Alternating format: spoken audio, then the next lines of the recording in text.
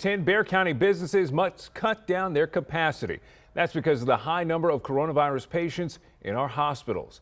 San Antonio Mayor Ron Nirenberg made the announcement tonight. He says Bexar County's community risk level has increased to severe, with hospital trends moving in the wrong direction. There are now 1,079 coronavirus patients in the hospital. They make up more than 15% of all Bexar County hospitalizations. Eyewitness News reporter Zach Briggs shares what these numbers mean for local business owners.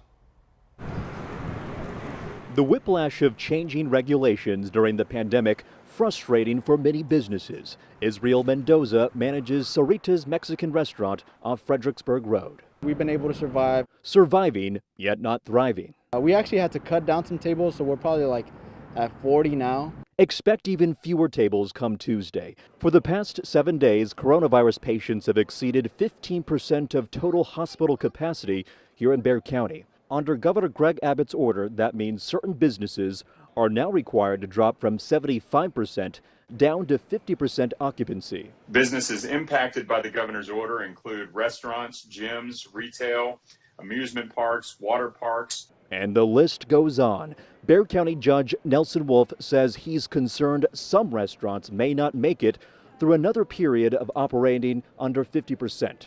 Those that have outside dining, that's an advantage for them. And those that have a big takeout program will survive this, but some of them may have an extremely difficult time. We don't know how long this will last. But City Attorney Andy Segovia stressed the state regulation is not permanent as long as the community comes together.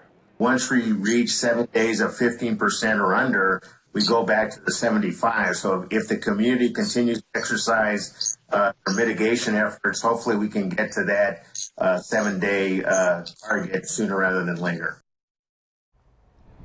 Zach joins us live in downtown San Antonio. Zach, we know restaurants and gyms are having to cut capacity. Are all businesses affected by this move? Well, many businesses are exempt from this state order. We're talking everything from religious services to grocery stores to child care facilities. And we'll have the full list on our website, kens5.com. Again, the state order, it goes into effect beginning tomorrow. Reporting live tonight from a rather busy Riverwalk, Zach Briggs, KENS 5, Eyewitness News.